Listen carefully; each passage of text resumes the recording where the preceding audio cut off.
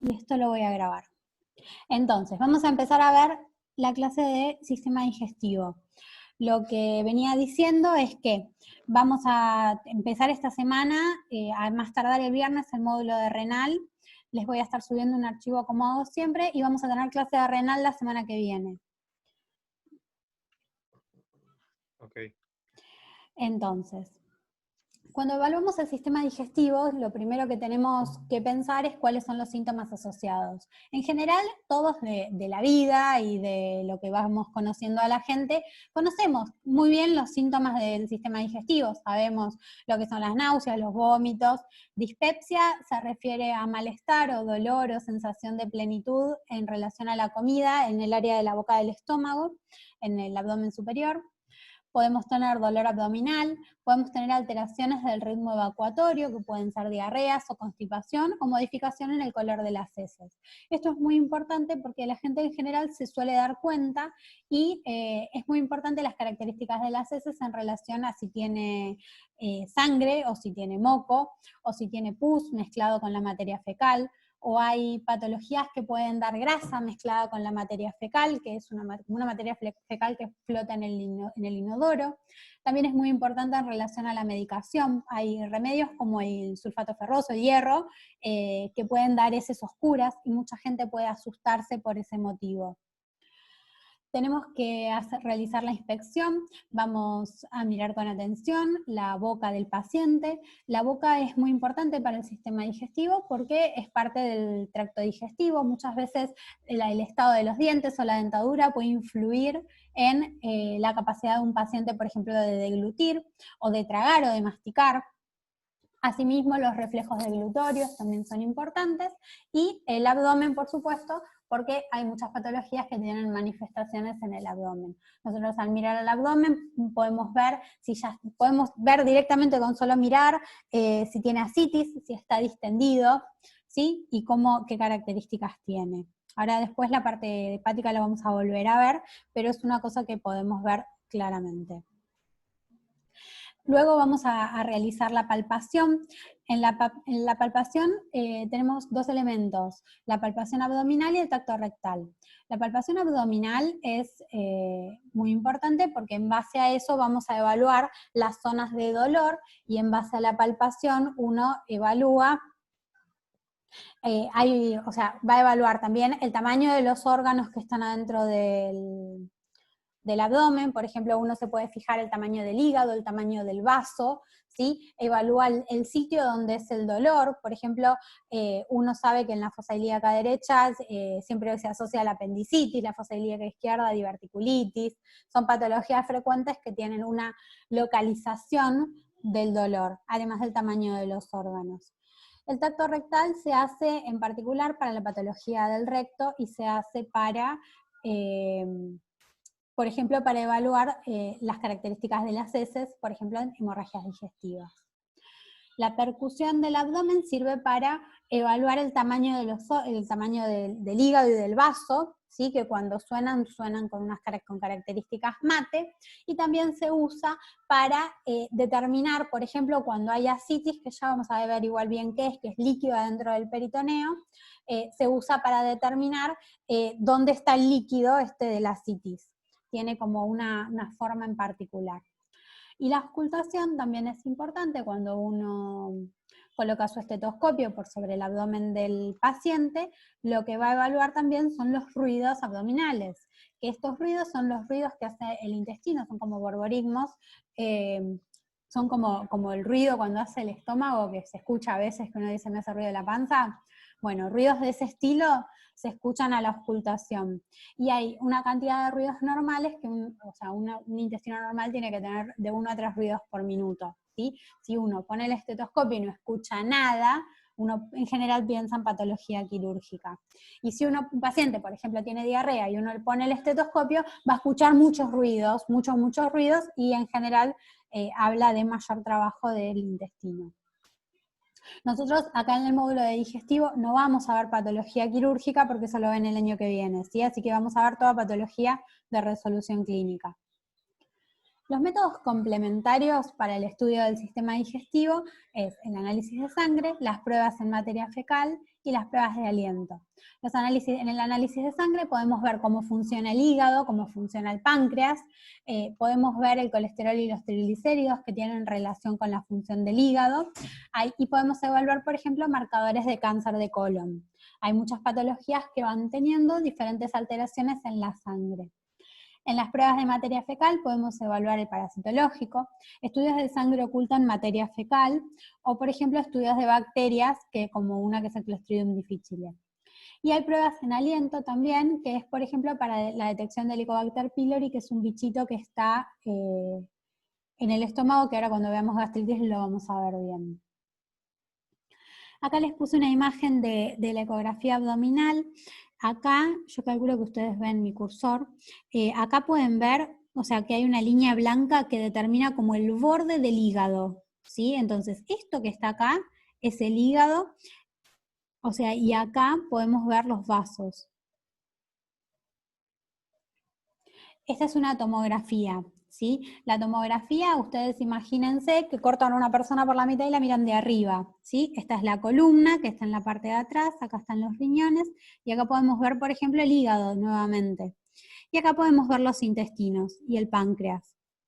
Cuando nosotros, acá en una tomografía, por ejemplo, uno puede ver alteraciones del páncreas o alteraciones del hígado, o puede ver también, no es quizás el mejor método, pero engrosamientos o alteraciones en los intestinos, ¿sí? Así que es muy importante este estudio. La resonancia magnética abdominal tiene una utilidad bastante importante en lo que es la vía biliar en particular. Nosotros acá tenemos, en nuestra vía biliar intrahepática, la vía biliar va desde el intestino hasta el hígado por los conductos hepáticos, pasando por la vesícula. Y después, entonces, esta es la vía biliar. Cuando uno quiere ver la vía biliar bien y no la puede ver en una ecografía, por ejemplo, para ver el tema de la litiasis, lo que va a hacer es hacer un estudio que es una colangioresonancia como para ver bien la vía biliar, y acá pueden ver, esto que ven acá es la vesícula, ¿sí? Y esto que ven acá es el coledoco. Hay otro estudio que es el colon por enema con simple o doble contraste. Estos se utilizan contrastes, el de contraste simple es un enema, el de contraste doble es también por vía oral, donde se evalúa, primero el paciente toma el contraste, se realiza el enema con el contraste y se hace una placa para evaluar los márgenes del colon. Entonces podemos ver cómo, esta es una radiografía simple de frente, con el paciente de pie, o sea, vemos cómo está el colon, que podemos acá ver desde el colon derecho, todo el colon transverso hasta el colon izquierdo. Y el estudio de elección para estudiar el tubo digestivo, especialmente el intestino, es la endoscopía digestiva alta. Vemos el estómago y el duodeno con la alta, y vemos el colon hasta el ilion, o sea, sin pasar el ilion, en la colonoscopía. Este es el estudio de elección, es un estudio súper importante que se hace un montón y que permite con una camarita, mediante la introducción de un endoscopio, que es como un tubito flexible, permite que veamos, que logremos ver cómo está toda la mucosa del estómago, en este caso la alta, del estómago hasta el duodeno, y al verlo directamente nos permite hacer diagnóstico y también nos permite tomar biopsias o hacer en muchas oportunidades tratamientos. Acá, por ejemplo, podemos ver una úlcera duodenal. Acá es una mucosa normal, o sea, vemos la mucosa que tiene que ser así, toda rosita, ¿sí? Estas son endoscopías bastante normales, menos esta.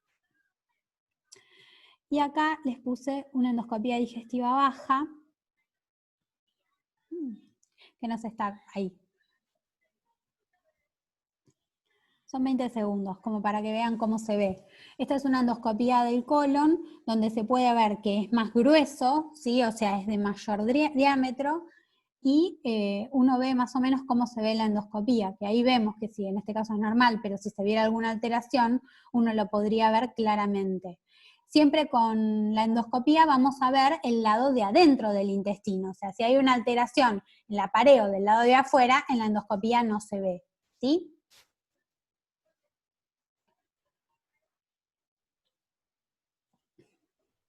Acá vamos a hablar un poco de gastritis. Gastritis es muy importante por su frecuencia. Es una patología súper frecuente que se da más cantidad en edades avanzadas. A medida que va avanzando la edad es más frecuente. Y hay dos tipos, la gastritis crónica y la gastritis aguda.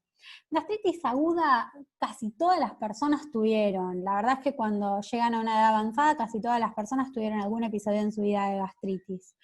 La gastritis es una irritación con eritema y en muchos casos con dolor del intestino. Acá podemos ver en esta endoscopía, se puede ver en estas áreas cómo está erosionado el intestino, cómo está erosionado el estómago. Entonces, cuando uno ve una alteración en la pared en el estómago, que en general tiene relación con la acidez del estómago, o sea, la acidez que hay en el estómago, por los ácidos gástricos, sí que secreta la pared, puede haber una irritación y esta irritación producir una gastritis. El tratamiento de la gastritis se basa en general en dieta, ¿sí? La dieta es muy importante y uno tiene que hacer un refuerzo de los hábitos dietéticos porque también está asociado muchas veces a todos estos alimentos que vamos a decir que no hay que comer para la gastritis, a un consumo importante de estos alimentos. Los alimentos en general que uno trata de evitar para mejorar una gastritis son todos los alimentos que favorecen el tema de la producción de ácidos gástricos que hacen que baje el pH y al bajar el pH genere erosiones. La gastritis además está asociada a un bichito que es el Helicobacter pylori, es una bacteria que vive en la mucosa en el estómago y la presencia de esta bacteria puede estar asintomática toda la vida o puede estar asociada a gastritis especialmente gastritis crónica. Es una bacteria que se mata con antibióticos. Profe, Sí, decime. disculpe, ¿puede repetir el nombre de la bacteria que produce la Helicobacter gastritis? pylori. Helicobacter pylori. La dieta para Profe, Sí, decime. la gastritis nerviosa que uno normalmente conoce, esa en realidad es asociada a la gastritis aguda, ¿no? El estrés, mira, el estrés tiene relación con alguna relación con la gastritis. En general no es la única causa. Después hay factores predisponentes, pero es un factor predisponente el estrés. Puede ser gastritis aguda o puede ser gastritis crónica. La gastritis aguda, el agudo o crónico se refiere al tiempo de duración. O sea, el episodio de gastritis aguda, en general, lo que uno ve es, no sé, te fuiste a ahora no se van a ir a ningún lado, pero te fuiste a una reunión familiar, te comiste toda la comida que había en, no sé, en Navidad, en Año Nuevo, y después te duele la panza, después te duele la boca del estómago. Esa es la gastritis aguda. En un paciente que en general no tiene gastritis todos los días. La gastritis crónica se suele asociar más a esas personas que tienen todo el tiempo, cualquier cosa que comen, enseguida tienen dolor abdominal por la comida, tiene como una cuestión más insidiosa o más larga en el tiempo.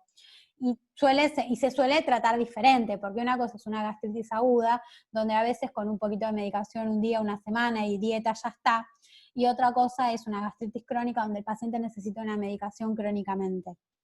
No, el estrés favorece las dos cosas. En general, la gastritis aguda, como es muy episódica, es una cuestión muy puntual y se suele asociar más a la comida, a la alimentación y a los trastornos de la alimentación. El estrés en general tiene más relación con la gastritis crónica, donde una persona que tiene características de estar nervioso o en periodos donde está muy estresado, a veces tiene más dispepsia o más dolor abdominal con la comida.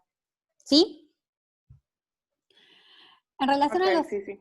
Genial. En relación a los alimentos, las gastritis se suelen asociar a comidas con mucha grasa, picantes, cítricos, verduras crudas, no porque al hacer que el estómago, o sea, como que detienen el vaciamiento del estómago, entonces favorecen el tema de la secreción de ácidos gástricos. Verduras crudas, chocolate, facturas, azúcar, lácteos enteros, todo ese tipo de cosas, a ver, comida chatarra en general, todo lo que uno sabe que puede generar una gastritis. Ahora, Hay personas que tienen mayor predisposición que otras, también se asocia con la edad. Pero, por ejemplo, hay gente que dice, no sé, yo me comí un lechón y no me pasó nada, y hay otras personas que comen cualquier pavada y enseguida están con dolor, con acidez o con síntomas de gastritis. La úlcera péptica es como una gastritis, pero mucho peor. ¿Por qué? Porque se erosiona la mucosa y esta erosión de la mucosa, esto como lastimadura de la mucosa, puede tener una profundidad variable, o sea, puede ser que sea una úlcera y que quede ahí como úlcera, o puede llegar hasta perforar el estómago, ¿sí? Las úlceras pépticas son patologías graves. Es más frecuente en el duodeno, pero también puede ocurrir en el estómago, y también tiene relación con el Helicobacter pylori. O sea, una gastritis podría ser desde una fase inicial, o una úlcera péptica en realidad uno debería tener algún factor predisponente como para llegar a esto, ¿sí? Hay úlceras de Cushing, que son por trauma cerebral, y úlceras de Curling, que es porque en pacientes con quemaduras extensas. Estos dos conceptos es una úlcera péptica, pero que tiene un nombre cuando ocurre en estos episodios, ¿sí? Pero es una úlcera péptica igual a las anteriores, igual a todas las úlceras. Las úlceras pépticas, acá les puse una foto, así se pueden ver, hay úlceras de diferentes tipos, y las úlceras pépticas sangran como característica. Entonces, cuando uno ve en la endoscopía, puede pasarle que vea, como habíamos visto antes, o que vea solamente una erosión, que acá podemos ver, por ejemplo, ven que esto es más profundo que la otra, o sea, la otra era como rojito, y esto ya tiene más profundidad. Y también uno lo que puede ver es sangre, cuando las úlceras sangran. Las úlceras tienen complicaciones. Una de las complicaciones más importantes es la hemorragia digestiva, que ocurre en un 15%.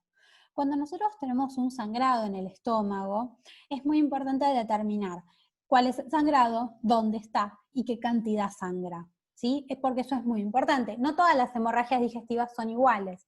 Cuando uno habla de hemorragia digestiva, puede haber hemorragias digestivas que sean leves, donde ni siquiera se modifica la cantidad de sangre que tiene el paciente en su cuerpo, la volemia, o no le da anemia, nada, y hay hemorragias digestivas que pueden ser fatales por su severidad. Un paciente que tiene una hemorragia masiva y pierde 3 litros de sangre por una hemorragia digestiva es gravísimo y el paciente se puede morir, ¿sí? O sea, que el espectro de severidad es muy, muy amplio. Tenemos que diferenciar los conceptos de los diferentes sangrados. Esto es muy importante, es fundamental saber la diferencia entre hematemesis, melena, ¿sí? Y el concepto de cada uno. Hematemesis es vomitar sangre, es un paciente que vomita sangre, pero que vomita sangre francamente. No es un hilito de sangre mínimo, eso no es hematemesis, ¿sí? Sino es un vómito de sangre. O sea, ¿qué pasa? Cuando la hemorragia digestiva es muy importante, se empieza a juntar sangre en el estómago, porque pensemos que, no sé, tenemos una úlcera que está sangrando y se empieza a juntar sangre en el estómago. La sangre en el estómago es irritante, entonces eso, cuando hay mucha cantidad de sangre, genera vómitos de sangre, y por eso se produce la hematemesis. Entonces, ustedes piensan que tiene que haber una cantidad de sangre suficiente como para que sea irritante y produzca un vómito, ¿sí? O sea que eso habla de mucha sangre en general. Y la sangre que vamos a ver es sangre roja, porque estaba en el estómago, pero no se llegó a digerir porque estuvo un poco en el estómago. Entonces, como el sangrado fue importante, estaba en el estómago, no se digirió la sangre. Cuando uno ve la sangre que el paciente vomita, es sangre roja, ¿sí? Esto es muy importante, ¿sí? Es pregunta de final. Así que todo el mundo tiene que saber lo que es hematemesis. Profe, ¿lo puedes repetir? Sí, igual te queda grabado. La hematemesis, Bueno, buenísimo. te queda grabado por las dudas, digo. La hematemesis, entonces, es sangre roja de una lesión que sangra rápido, ¿sí? Que sangra mucho. Entonces, se junta en el estómago la sangre, y la sangre es irritante para el estómago, para la pared del estómago. Entonces, se genera un vómito. Lo que uno vomita es sangre color rojo. La sangre no está digerida, porque estaba en el estómago y no tuvo tiempo de ser digerida. Entonces, eso es un vómito, entonces uno ve un vómito rojo con sangre, ¿sí? Y esto habla de sangrados más importantes. A diferencia de la melena. Cuando uno tiene una melena, La melena, uno va a ver que el paciente va de cuerpo negro, negro como querosén, ¿sí? Bien negro, no oscurito ni marroncito oscuro, ¿sí? Negro como querosén. Acá el mecanismo es diferente. El sangrado es menor, el sangrado es poco. Entonces, como el sangrado es poco, no irrita el estómago, no llega a irritar el estómago porque es poca cantidad. Entonces, el organismo lo digiere. Esta sangre que se digirió en poca cantidad va a hacer todo su recorrido por el intestino y lo que uno ve de color negro es sangre digerida, ¿sí? Que está en la materia fecal. La gente se da cuenta, cuando uno pregunta, la gente que tuvo alguna vez un sangrado ya sabe que sangre se nota, es como... materia Profe, fecal. una pregunta, ¿es cuando las personas tienen cirrosis? No, esto no es cirrosis, esto es una hemorragia digestiva.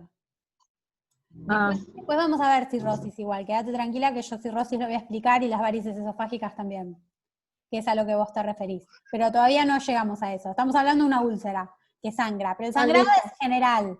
O sea, puede pasar que un paciente con cirrosis tenga melena, pero es por otras razones que ahora las vamos a ver. Pero, o sea, lo importante ahora es que diferencien el concepto de hematemesis y el concepto de melena, porque los dos son sangrados del estómago, pero son 100% diferentes. Y esto es muy importante, ¿sí? Entonces, la melena es sangre que estaba en el estómago o duodeno. ¿Y qué pasa? Como no era mucha cantidad, no me irritó el estómago y salió, como la hematemesis. Se empezó a digerir, o sea, siguió. ¿Eh? ¿Cómo? Siguió su tránsito por el intestino y salió en la materia fecal. Entonces, la melena es sangre en la materia fecal digerida, porque pasó por todo su tránsito por el intestino, entonces se digirió, y es de color negro, ¿sí? Es materia fecal negra. Ahora, si un paciente dice, por ejemplo, que hace materia fecal con sangre, pero es roja, si la sangre es roja, no es melena, porque la sangre que viene de arriba del intestino se digirió por todo el intestino. Entonces ahí lo que puede pasar es que el sangrado sea del recto o de la última parte del intestino grueso, ¿sí? Del colon.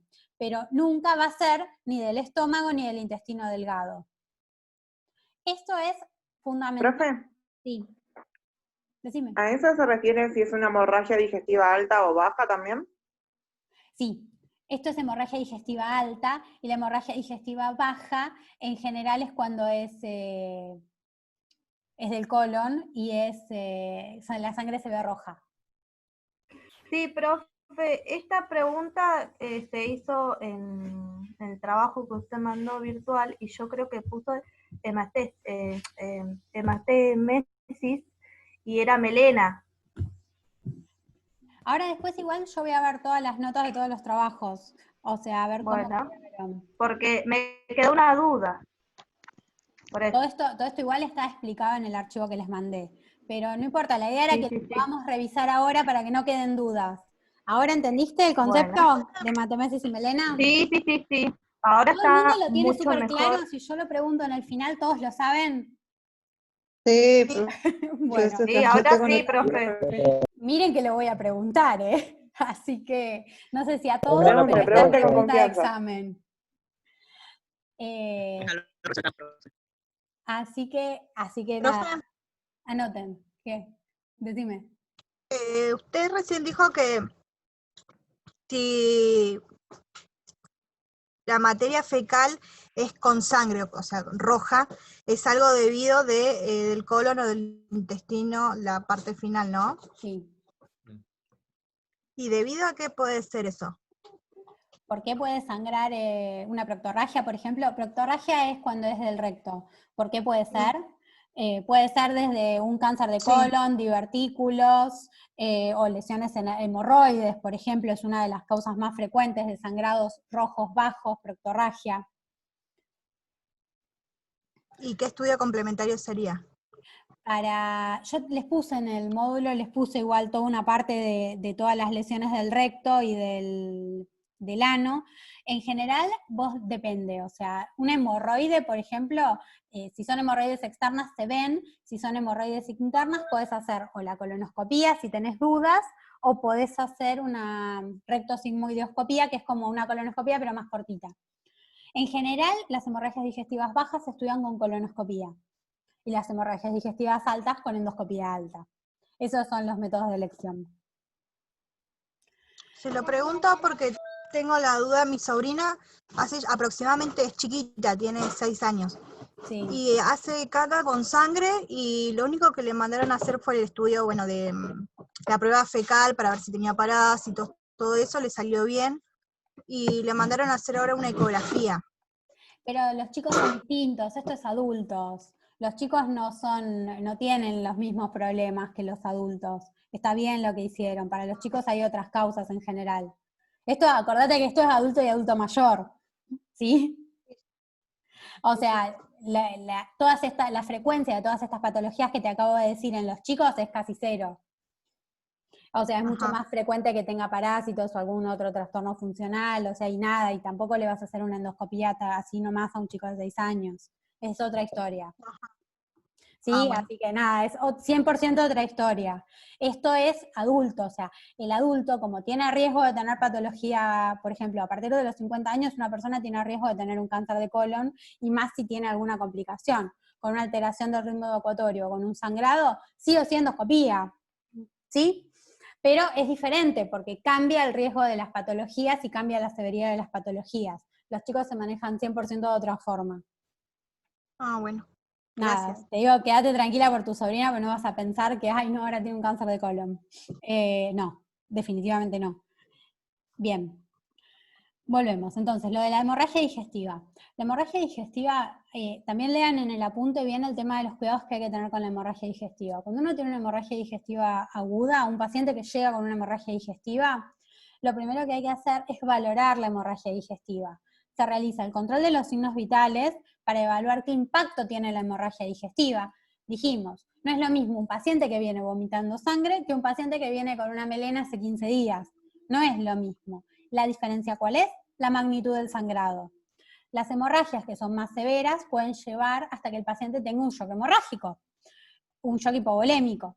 Las hemorragias que son más crónicas, a veces el paciente no tiene nada y viene caminando de su casa como si no le pasara nada, u otras veces viene con un poco de anemia y nada más, ¿sí? Así que es muy importante lograr identificar y cuantificar qué tan severa es la hemorragia digestiva. Especialmente en los casos graves es muy importante darse cuenta. La valoración de la hemorragia digestiva implica el control de los signos vitales, que es fundamental, porque recordemos que las hemorragias severas dan hipovolemia, y esto da taquicardia, hipotensión, ¿sí? Y los puede llegar hasta tener un shock hipovolémico. Y después es muy importante colocar una sonda nasogástrica para evaluar el contenido de sangre que hay en el estómago. ¿Por qué? Porque ese contenido nos va a dar una idea de, o sea, el paciente cuando te llega a vos, te pudo haber dicho que si vomitó o no vomitó, que tuvo sangrado o algo, pero cuando uno pone la sonda nasogástrica, vas a evaluar el contenido que tiene el estómago. Entonces, si el paciente está sangrando en ese momento, te vas a enterar, te vas a dar cuenta.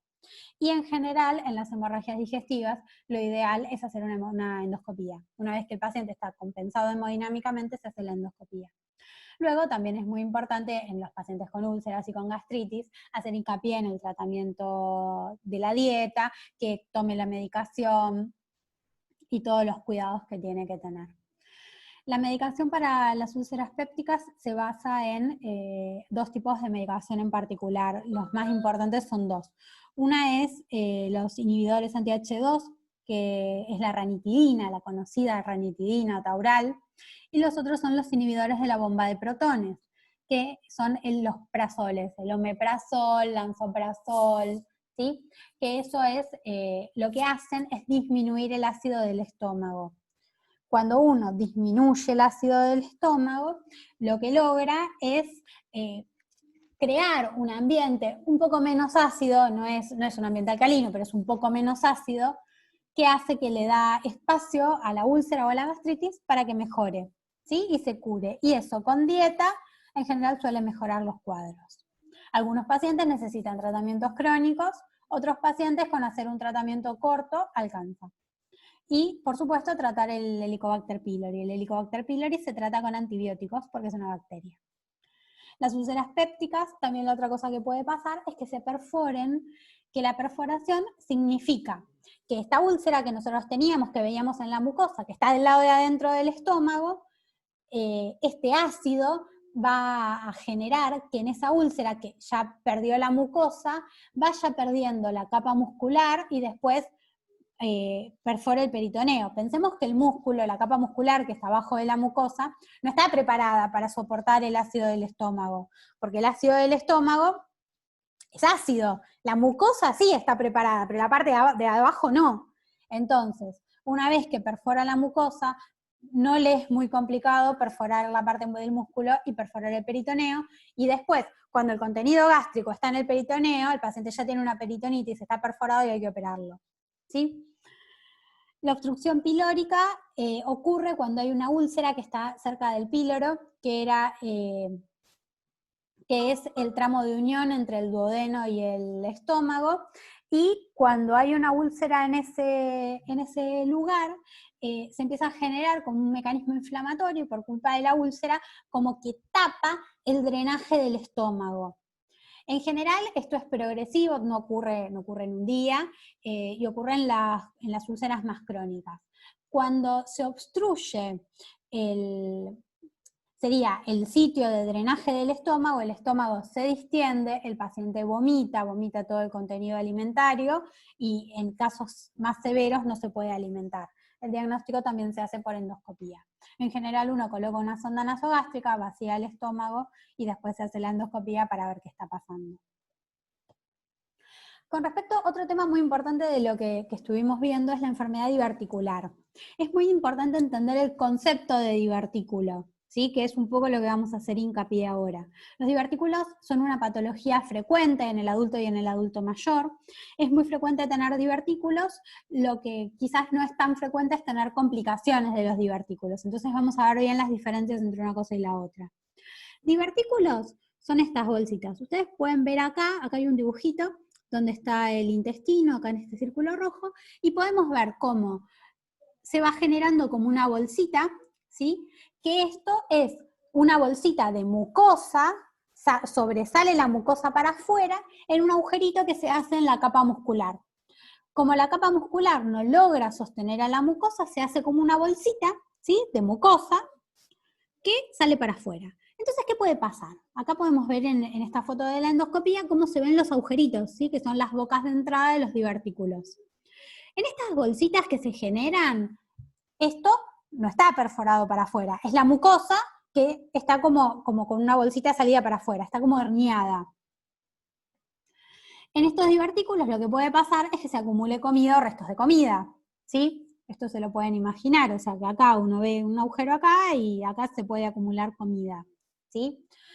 Entonces pueden ocurrir las complicaciones de la enfermedad diverticular. Tener divertículos es una diverticulosis. La inflamación o infección de un divertículo es una diverticulitis, ¿sí? Se me fue. Entonces, ¿qué pasa? Se mete comida en uno de esos agujeritos o se meten restos alimentarios, y en ese agujerito, como hay pedacitos de comida que no pueden salir solos, se infecta, se produce pus, se inflama, y eso duele. El sitio más frecuente para tener divertículos es el colon izquierdo, ¿sí? Que acá como está en la foto así justamente, es el colon izquierdo. Entonces, esto puede dar dolor en la fosa ilíaca izquierda. Recordemos que la derecha es la del apéndice y la izquierda es la de los divertículos, ¿sí? Esto es muy importante. Pero, no sé. Sí. Se escuchó entrecortado. ¿Puedes explicar otra vez? ¿Puedo volver a repetir lo último? Sí, recordemos que los divertículos... Sí, se corta. ¿Se corta mucho? Recordemos que los divertículos están en el lado izquierdo del colon, ¿sí? La fosa ilíaca derecha es la del apéndice y la fosa ilíaca izquierda es la de los divertículos. La diverticulitis entonces es una inflamación del divertículo, de estos agujeritos que ven acá, porque se llenan de restos de comida, restos alimentarios, ¿sí? Y la otra complicación que pueden tener los divertículos es sangrar. o sea, ustedes acá pueden ver cómo esta mucosa no está normal, o sea, estos agujeros así no son normales y las cosas no es que resbalan tranquilamente por acá. Entonces, muchas veces por alguna cuestión que pueda quedar en la alimentación, que pueda quedar en los restos de materia fecal que están en el colon, los divertículos pueden lesionarse y sangrar. Este sangrado, por ejemplo, es otra causa de hemorragia digestiva baja. Entonces, diverticulosis es tener divertículos. Diverticulitis es una inflamación de los divertículos, ¿sí? Que se trata con antibióticos, con reposo alimentario, con dieta. Y el otro punto es que los divertículos pueden sangrar y esto puede dar una hemorragia digestiva baja. ¿Sí? ¿Profe? Sí. Entonces, el paso entre la diverticulosis y la diverticulitis es la acumulación de alimentos, que es lo que produciría la inflamación y el sangrado. Sí, es la inflamación especialmente. O sea, te puede pasar que vos tengas los divertículos y que nunca te enteres, que nunca tengas dolor ni nada y capaz nunca te enterás. O te puede pasar que un divertículo se inflame. Si se inflama, es una diverticulitis. Si no se inflama, es diverticulosis. Y después pueden sangrar, esas son dos complicaciones diferentes. La diverticulitis es una complicación, el sangrado es otra. Si sangra, es una hemorragia digestiva baja en realidad. O sea ¿Sí? que si un divertículo, por ejemplo, no tiene acumulación de alimentos, ¿puede inflamarse igualmente? Siempre se inflama ¿O es por el solamente por la pasaje, acumulación? siempre se inflama por el pasaje de los alimentos, porque, a ver, de los restos alimentarios, porque vos pensás que los pacientes que tienen divertículos tienen que hacer una dieta libre en fibras y baja en residuos. O sea, los residuos, por ejemplo, que pueden quedar son semillas o ollejo, pellejo, ese tipo de cosas de los alimentos. O las semillitas, por ejemplo, la semillita del tomate o las semillitas de las frutillas. Ese tipo de residuos que tienen los alimentos son los que se pueden atascar en los divertículos. Puede pasar que se atasque uno, que no pase nada, que salga y se desatasque solo, o puede pasar que genere una complicación. Si se queda acumulado, se atasca y lastima el divertículo, lo lastima. Vos pensá que no hay otra cosa que pueda lastimar los divertículos adentro del colon. ¿Sí? Así que sí, siempre es por la alimentación. Perfecto, gracias. Bien, vamos a revisar enfermedad hepática. Enfermedad hepática, el tema del hígado, que es muy importante. Vamos a ver un poco, o sea, nosotros tenemos que diferenciar el problema de la disfunción hepática en general. Ahora, el hígado se puede lastimar por diferentes mecanismos. El hígado se puede lastimar por virus, que son las hepatitis, por problemas metabólicos, por problemas de falta de oxígeno, que esto ocurre principalmente en otras patologías, por ejemplo, un paciente que está internado en terapia intensiva y le falta el aire, o sea, está en shock de cualquier tipo, un shock hipovolémico, un shock de cualquier cosa, puede tener daño hepático por falta de oxígeno. También por toxinas y medicamentos, por ejemplo, el paracetamol puede dar insuficiencia hepática en casos seleccionados y en dosis altas, que por ejemplo el paracetamol, ¿ahí me escuchan? Hola, hola. Hola, ¿me escuchan? Hola. Hola, hola. Hola, ¿me escuchan? Hola.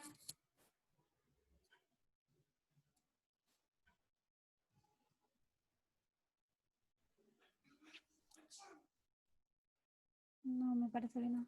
Hola, hola. ¿Buena, profe, o sigue ahí? Se acaba de... Hola, conectar. hola. Ahí está. Ahora sí. No se llegó a cortar. Perdón. Se salió la pantalla completa, así del... Se me corta internet y se vuelve a poner. Ahí comparto y vuelvo a grabar. Ah, no, sigue grabando. Está grabando. Bueno, profe. ¿Qué tema esto de internet así? Pero ahora es que anda mal. Pasa, profe, tranqui. Tiene sus días internet. Bien, repasamos de vuelta. Entonces, tenemos que pensar cuando pensamos en daño hepático, tenemos que pensar cuál es el motivo por el cual el hígado se daña, ¿sí? El hígado se puede dañar porque haya virus que lo están infectando, que son las hepatitis. Se puede dañar por causas metabólicas, que una de ellas es el alcohol. Se puede dañar por falta de aire, por falta de oxígeno, que es la anoxia. Por ejemplo, cuando hay un paciente que está en shock hipovolémico, shock por cualquier motivo, ¿sí? O shock cardiogénico, shock por cualquier cosa, el hígado no tiene el suficiente oxígeno y puede generar una disfunción hepática por no tener el suficiente oxígeno. Entonces, un shock de cualquier cosa puede generar, cuando genera falla multiorgánica, genera una disfunción hepática también. Se puede dañar por toxinas y medicamentos, por ejemplo el paracetamol es uno de los medicamentos que da insuficiencias hepáticas severas, que eso es muy importante también tenerlo en cuenta siempre. Y se puede dañar por mecanismos de hipersensibilidad por también algún shock en relación a esto. La cirrosis alcohólica, por lejos, es la causa más frecuente de disfunción hepática, ¿sí? Por lejos.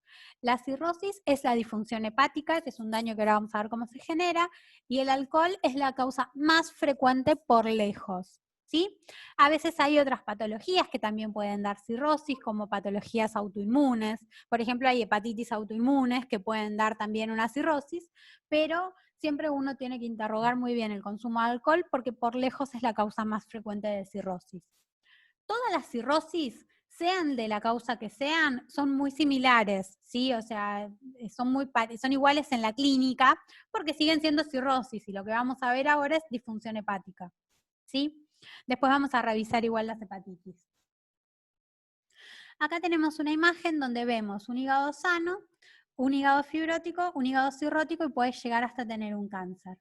El hígado va a progresar en su daño. Lo primero que hace es acumular grasa, ¿sí? Que genera un poco de esteatosis, después genera fibrosis, después la cirrosis, ¿sí? Y al final puede terminar en un cáncer de hígado o no, pero puede terminar en un cáncer de hígado. La cirrosis lo que genera es como un hígado que es micronodular.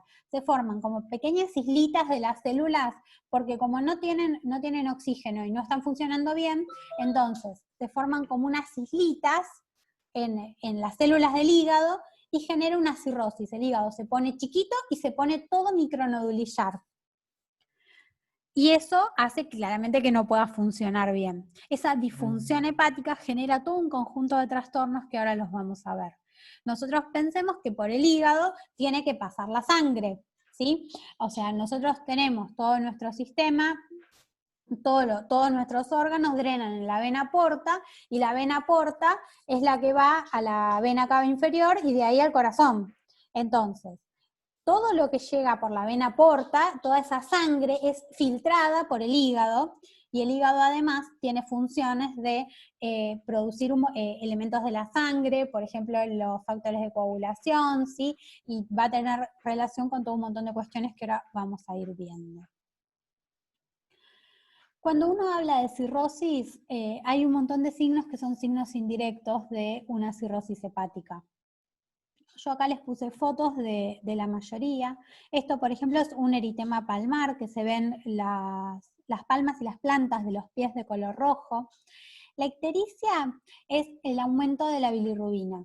La ictericia puede ocurrir por daño hepatocelular, aumenta la bilirrubina. La bilirrubina tiene dos componentes, la bilirrubina directa y la bilirrubina indirecta. La que aumenta por daño hepático en general es la directa o mitad y mitad, pero siempre suele aumentar la bilirrubina. Cuando nosotros tenemos una bilirrubina de más o menos, normal es hasta 1. Cuando tenemos más o menos 5 de bilirrubina, uno ya tiene que ver como la esclerótica del ojo, lo blanco del ojo se pone amarillo. Y después, en valores muy altos de bilirrubina, a la persona la ves amarilla como un Simpson, ¿sí? O sea, un valor alto de bilirrubina, por ejemplo, es 12, 13, arriba de 10, ya es altísimo. Igual 5 ya es mucho, uno siempre debería no tener. Pero en el daño hepático es muy característico. Las telangiectasias son estas como arañitas que se suelen ver en el abdomen. En los pacientes con cirrosis crónica suele haber disminución del vello corporal por una alteración en hormonal. Entonces hay, una atrofia muscular, donde uno ve al paciente con las piernas muy flaquitas, una disminución del vello, donde ve que esas piernas flaquitas no tienen pelos, y tampoco tienen vello abdominal ni torácico los pacientes, especialmente los pacientes hombres. Y se ve además que tienen ginecomastia.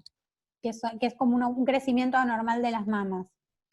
Sumado, además, la cirrosis puede generar edema, especialmente en miembros inferiores, y puede dar ascitis, que es acumulación de líquido en el peritoneo. La ascitis, ahora vamos a ver especialmente la ascitis. Y pueden dar santelasmas. Los santelasmas los podemos ver acá, es acumulación de colesterol en la parte acá interna de los ojos y también puede ocurrir en la parte externa, que se ven es como una acumulación de colesterol, se ve ahí como abajo de la piel. Se puede ver el crecimiento de las parótidas, que esto es muy característico y se ve un montón. Si ustedes miran por la calle van a ver el crecimiento de las parótidas en los pacientes y eso se relaciona con el alcoholismo. Lo mismo la atrofia muscular. La atrofia muscular uno ve las piernas, especialmente las piernas, se ven muy, muy, muy flaquitas, sin masa muscular. Y eso es también en una cirrosis alcohólica. Las complicaciones de la insuficiencia hepática son la ascitis, que es la acumulación de líquido dentro del peritoneo, en el abdomen, el edema, que ocurre porque nosotros pensemos que el hígado tiene que filtrar todo el agua y tiene un mal manejo del agua del cuerpo, que ahora vamos a ver especialmente el tema de la ascitis. Deficiencia vitamínica, suele dar anemia, suele dar problemas de coagulopatía porque no hay factores de coagulación, suele dar hipertensión portal, que ahora lo vamos a ver. Hiperesplenismo es por la hipertensión portal, es un aumento del tamaño del vaso, que aumenta de tamaño y empieza a guardar adentro del vaso los componentes de la sangre, la anemia, los factores de las plaquetas, ¿sí? Y al hacer eso hace que haya pocas plaquetas en circulación. Las varices esofágicas, que ahora las vamos a ver con la hipertensión portal, y es importante saber que la ascitis puede infectarse y puede producir una peritonitis bacteriana espontánea, que no es como la peritonitis que ustedes escuchan de la apendicitis, o sea, que la apendicitis se rompe y da peritonitis. La peritonitis bacteriana espontánea es por traslocación de las bacterias, o sea, la bacteria que está en la flora intestinal normalmente, sale al peritoneo que está lleno de agua y eso se infecta. Eso es una peritonitis bacteriana espontánea. Puede dar un síndrome hepatorrenal, que es cuando a la falla hepática se le agrega fallo renal, que es muy, muy grave, y puede dar encefalopatía hepática, que eso también ahora lo vamos a ver más adelante. Esto es muy importante, entender el concepto de hipertensión portal es muy, muy importante. Acá les puse un gráfico que es el mejor que encontré, porque está muy bueno, porque explica muy bien qué pasa con las venas. Nosotros tenemos, este es nuestro hígado, acá viene la vena porta, ¿sí? Todo lo que pasa por la vena porta, que viene de todos los órganos del abdomen, van a filtrar a la vena porta y después el hígado va por la suprahepática a la vena cava inferior, ¿sí? El hígado cumple una función de filtro de la sangre. ¿Qué pasa? Cuando el hígado se pone cirrótico, la vena porta, que tenía que llevar toda su sangre para el hígado, pero tenía que atravesar el hígado, tenía que pasar el filtro, es como pasar por un colador, ¿sí? Toda esta sangre que se supone que tenía que pasar por acá, encuentra que el hígado es como si fuese un colador muy cerrado, o sea, el hígado todo cirrótico no permite un correcto pasaje de la sangre. Entonces, aumenta la presión en la vena porta, y como aumenta la presión en la vena porta, porque no puede pasar, ¿sí? Porque el hígado está todo cirrótico, aumenta la presión en la vena porta y por ende aumenta la presión en todo el sistema de la vena porta. Esto se llama hipertensión portal. Ahora, ¿qué pasa cuando aumenta la presión en todo este sistema? Toda la sangre que tenía que drenar de los diferentes lugares, toda la sangre que venía del vaso, toda la sangre que venía de los distintos lugares a donde tenía que frenar, no pueden liberar correctamente su sangre y empieza a aumentar la presión en todos esos lugares también. Entonces, ¿qué pasa? En todos los lugares donde la vena porta, donde estaban comunicados ambos sistemas, o sea, el sistema de la vena cava inferior y el sistema de la vena porta, que son dos sistemas diferentes, en todos esos espacios anatómicos, se generan varices, ¿sí? ¿Por qué? Porque al haber una comunicación entre dos sistemas y el espacio de la vena porta, el sistema de la vena porta tiene alta presión, el sistema de la vena cava inferior no tiene esa presión. Entonces, todos los capilares y todas las venas finitas que están en esos lugares se ponen varicosas, porque simplemente por el aumento de la presión, ¿sí? Y esas varices se ven como las varices de las piernas, que son venas dilatadas y tortuosas. Y esto ocurre en varios lugares del cuerpo. Esto ocurre en las hemorroides, ocurre principalmente en las varices esofágicas, ocurre en la pared del estómago, ¿sí? Todo este mismo mecanismo, principalmente. Son esos 3 lugares los más importantes. Y después, entonces, en esos 3 lugares se forman varices. Las varices esofágicas, ¿sí?, que podemos ver acá, son venas dilatadas y tortuosas que están en la parte inferior del esófago, ¿sí? ¿Y qué pasa? Nosotros en esos lugares no teníamos por qué tener venas dilatadas y tortuosas. Entonces, esas venas dilatadas y tortuosas son sumamente sensibles. ¿A qué? A romperse y a sangrar. Entonces, ¿qué pasa? A nuestro paciente puede tener hemorroides, nuestro paciente puede tener varices esofágicas, que son las más importantes de todas, ¿sí? Y también puede tener varices en la parte superior del estómago. Además, la otra cosa que ocurre por culpa de la hipertensión portal es que el vaso, que está también acá, que es parte que venía por la vena esplénica hasta la vena porta, ¿sí?, venía toda la sangre por acá, no puede drenar su sangre. Y nuestro vaso también tiene una función de filtro y tiene una función inmunológica. Entonces, el vaso que no puede drenar la sangre por la vena porta, empieza a guardar sangre, o sea, glóbulos rojos, plaquetas especialmente, y empieza a aumentar de tamaño. Entonces, el vaso lo que hace, como le cuesta el drenaje de la sangre, acumula plaquetas y glóbulos rojos en su interior. Aumenta de tamaño, pero ¿qué pasa? Al paciente le bajan las plaquetas y empieza a tener anemia y a veces problemas de glóbulos blancos también por culpa del vaso que aumentó de tamaño, por culpa de la hipertensión portal. Todo el drenaje de sangre por la vena porta también influye en el peritoneo. Nosotros recordemos que el peritoneo son 2 capas serosas que tienen una muy pequeña cantidad de líquido normalmente en su interior, que tienen líquido como para poder resbalar y no lastimarse, ¿sí? Pero ¿qué pasa? En estos casos, como aumenta la presión de la porta, se empieza a juntar líquido en el peritoneo. Y este líquido se llama ascitis, ¿sí? Porque está en el peritoneo. Es como edema, pero está en el peritoneo. Y además, bueno, las varices esofágicas que se producen en el esófago, que son muy importantes, que ahora lo vamos a ver bien. Súper importante entender hipertensión portal, porque si no, no van a entender más nada de lo que sigue. ¿Estamos bien hasta acá? 10 puntos. Sí, profe. profe. Buenísima Sí, profe. explicación. Genial. Entonces, acá les puse una foto de las varices esofágicas. Las varices esofágicas son las venas dilatadas y tortuosas en la parte inferior del esófago. Acá las pueden ver, ¿sí? Ustedes miren ese esófago con atención. O sea, ¿ustedes piensan que eso puede sangrar? Sí, porque la verdad es que uno ve esas venas que nada, están súper expuestas, están dilatadas, la sangre por ahí no circula bien, está la mucosa arriba de las varices, esos esófagos la verdad es que es un horror. Y al ver esa dilatación de las varices, estas en particular son varices muy importantes porque hay diferentes grados, uno sabe que es una causa importante de muerte. Cuando un paciente que tiene una cirrosis hepática tiene un sangrado por varices esofágicas tan importantes, el paciente se puede morir de la hemorragia digestiva. ¿Por qué? Porque a veces es muy difícil frenar los sangrados de las varices esofágicas. Cuando hay un paciente que ya sabe que tiene cirrosis hepática, que tiene varices esofágicas, hay tratamientos específicos que uno puede hacer. Las varices esofágicas se tratan como cualquier hemorragia digestiva, pero uno tiene dos herramientas más que puede usar.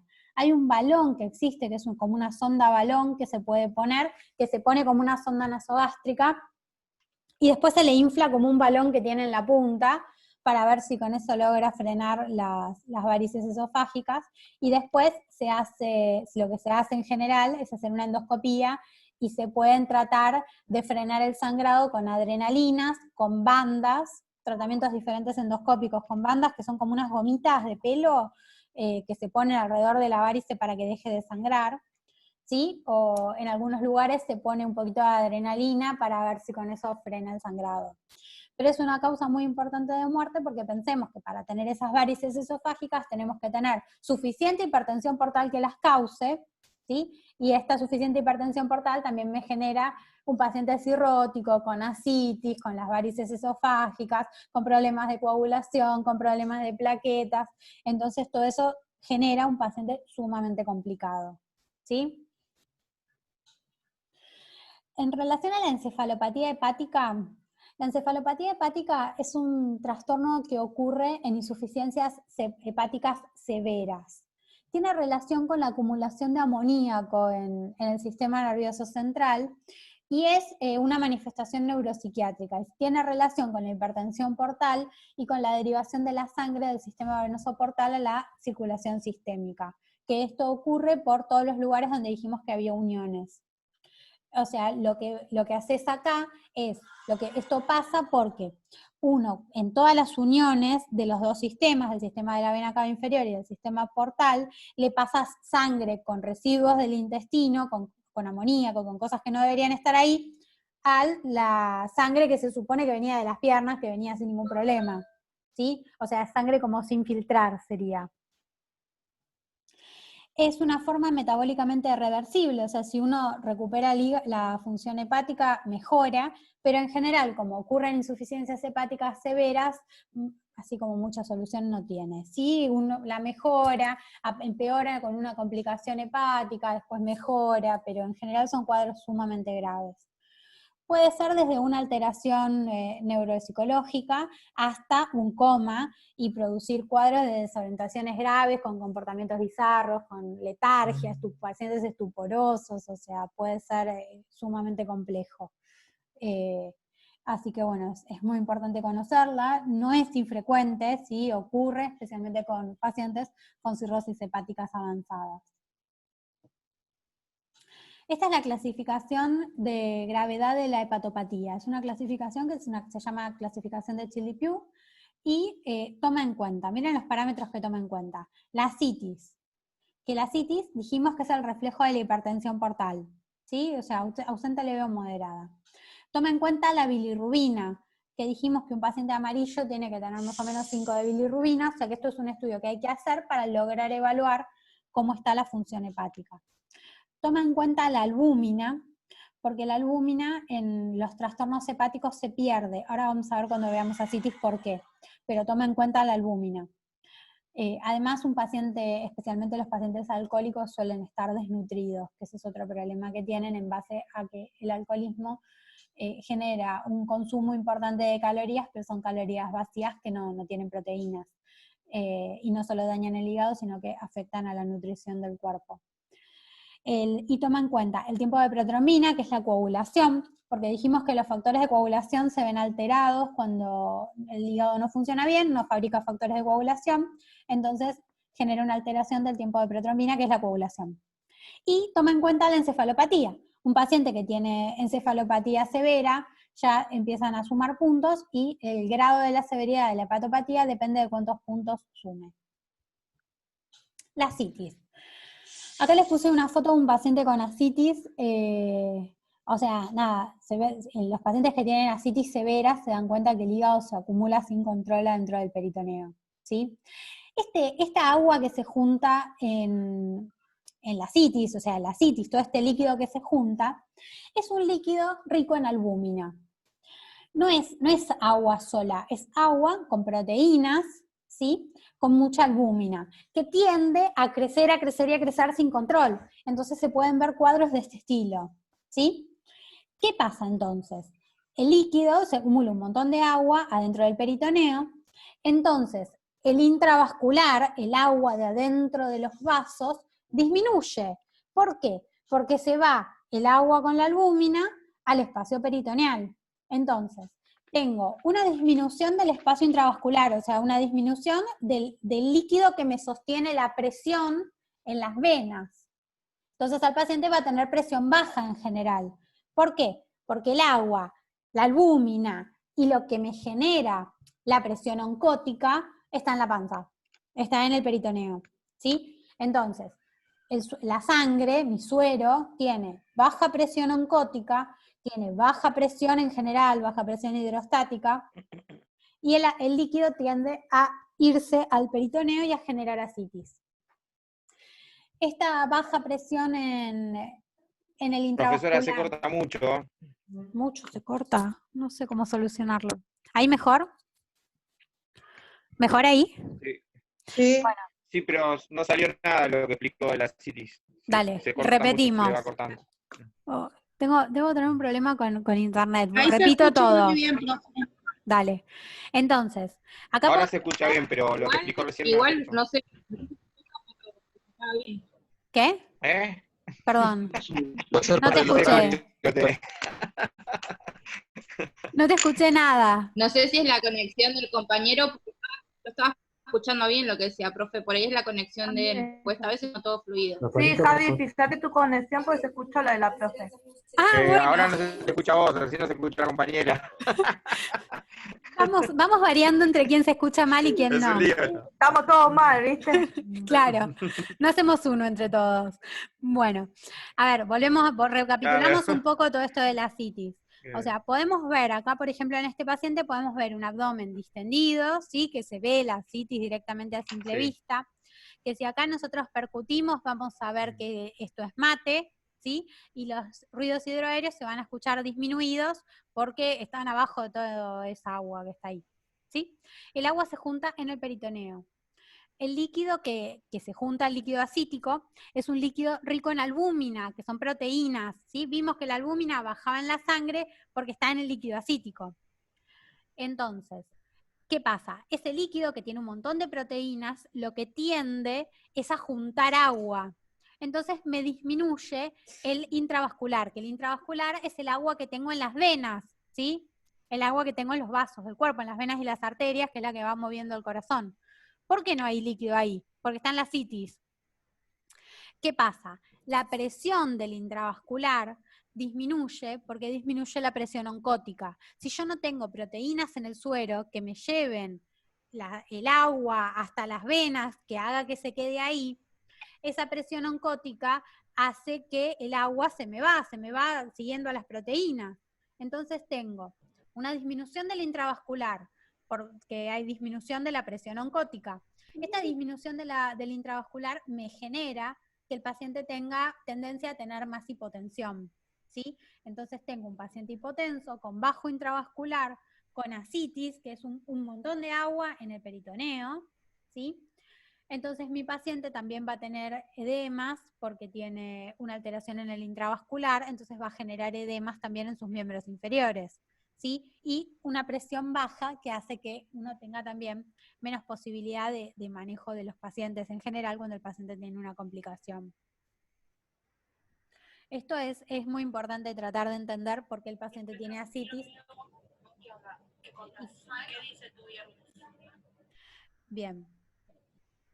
Entonces, la valoración clínica de lo que es la citis, tenemos que pesar al paciente, medir su circunferencia abdominal. Es muy importante el peso porque los pacientes que tienen trastornos de líquido de su cuerpo, uno puede ganar mucho peso en agua, ¿sí? O puede perder mucho peso en agua con un tratamiento. Entonces, uno lo que tiene que hacer en un paciente especialmente internado es pesarlo todos los días. Y cuando uno, o en los pacientes también en su domicilio, uno les dice que se pesen todos los días, porque cuando los pacientes ven una gran diferencia en el peso en muy poquito tiempo, uno siempre lo que tiene que pensar es en daño, o sea, trastornos hepáticos o que haya empeorado, porque suele aumentar los edemas rápidamente, o disminuir los edemas rápidamente también cuando hacen tratamiento, y bajan y suben mucho de peso en poquito tiempo. Y eso suele ser líquido. Por ejemplo, si uno tiene un paciente ambulatorio y le pone un tratamiento con un diurético, uno va a ver cómo el peso va bajando, va disminuyendo de peso, y no es peso de la comida, sino que es el peso del agua. Lo mismo la circunferencia abdominal, porque la magnitud de la citis también vimos que nos impacta en el pronóstico del paciente, que vimos la clasificación que me lo define como clasificación de riesgo. Entonces eso me impacta en el pronóstico del paciente y en cómo le va a ir al paciente en relación a sobrevida, por ejemplo, a morirse o no morirse. Ya con la inspección podemos ver ese abdomen, ¿sí? Vuélvanlo a mirar. Vean cómo este paciente no tiene vello en la panza, nada. O sea, es un paciente que tiene atrofia en su piel, que vemos un abdomen globoso, distendido. Podemos ver cómo los vasos se hacen muy prominentes en la parte de la panza. Uno puede ver los vasos que se ven bien, ¿sí? Y todo eso es producido por el daño hepático. Si nosotros realizamos la palpación, en general en los pacientes con ascitis es más difícil palpar los órganos en particular porque están abajo de todo el agua, así que es muy difícil de palpar, pero uno ya se va a dar cuenta que el paciente tiene líquido dentro de la panza.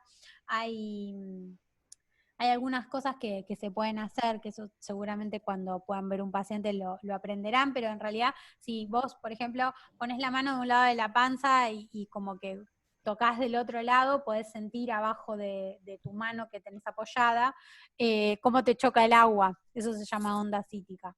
Y así hay un montón de cuestiones que uno puede ver cuando vos palpás la panza de un paciente.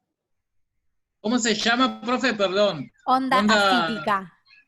Onda Cítica. ascítica, de ascitis. Ascitis, empieza con A. Después, en la percusión, cuando uno golpea con sus dedos en la panza, lo que uno va a ver es que, o sea, que la parte más mate, la parte que suena, o sea, que no suena hueca de la panza, en general está en la parte más inferior, ¿sí? Que en la parte más superior. Y cuando auscultás vas a escuchar los ruidos que están bajitos porque hay 1,5 kg de agua arriba de tus intestinos. El tratamiento de la ascitis en particular es realizar una dieta con un balance negativo de sodio. Uno tiene que tratar de bajar la cantidad de sodio. Se utilizan diuréticos porque el paciente tiene un mal manejo del agua. Hay 2 tipos de diuréticos que se usan en estos casos. Uno son los diuréticos de ASA, que se llaman, por ejemplo, la furosemida. La furosemida es un diurético que se usa cuando el cuadro está muy descompensado. Y después, para el tratamiento crónico, se usan otro diurético, que es un diurético ahorrador de potasio, que es la espironolactona. Que la espironolactona se usa cuando el paciente está más compensado y cuando uno tiene que pensar en un tratamiento más crónico. Que se usa en particular ese diurético en altas dosis. Es muy importante el reposo porque el reposo favorece el drenaje de la sangre, en este caso en particular.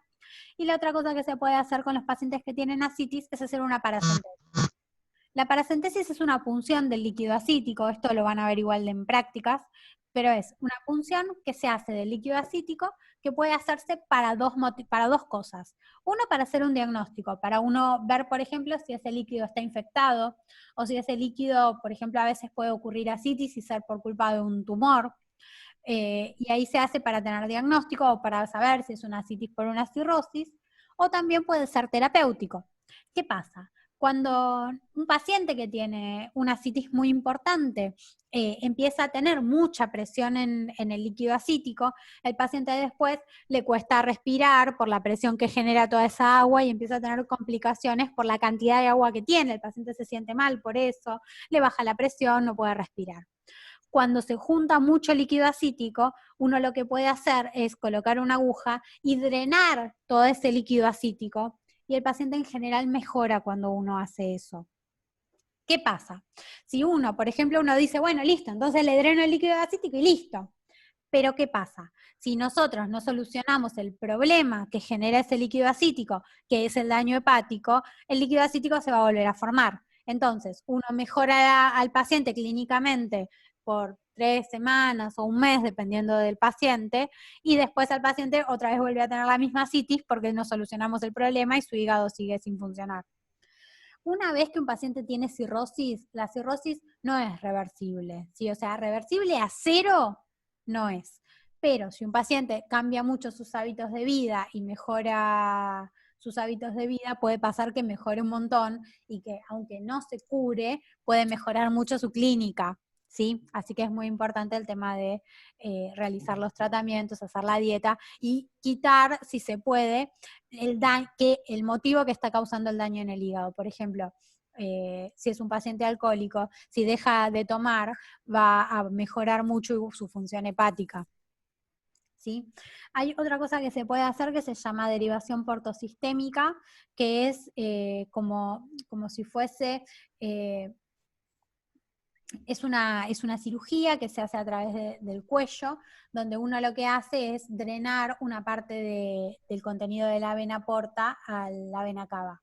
Se hace como un tubito, ¿sí? Esto no es lo más frecuente y es en pacientes que tienen algún tipo de problema del cual se puedan mejorar. Y la otra opción es el trasplante hepático. El trasplante hepático a un paciente que es alcohólico activo no se lo trasplanta, ¿sí? O sea, únicamente son pacientes que hayan tenido algún daño por alguna causa y esa causa se haya solucionado, ¿sí? Si el paciente sigue tomando, no se lo trasplanta. Bueno, vamos a revisar las hepatitis, ¿sí? Es muy importante que sepan la diferencia entre las hepatitis. Diferencia entre hepatitis A y hepatitis B y C es súper importante, porque no es lo mismo y es una cosa que les van a preguntar seguro en su vida.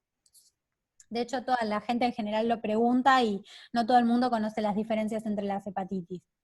La hepatitis A es una infección que ocurre en la mayoría de las personas y que en la mayoría de las personas suele ser leve, ¿sí? Es de transmisión fecal-oral, o sea, se transmite desde la materia fecal que uno con las manos se la lleva a la boca, ¿sí? Y se transmiten los alimentos sucios, en los lugares a donde tienen problemas con el saneamiento del agua, tiene transmisiones de amplia transmisión. Nosotros somos un país de amplia transmisión de hepatitis A, ¿sí?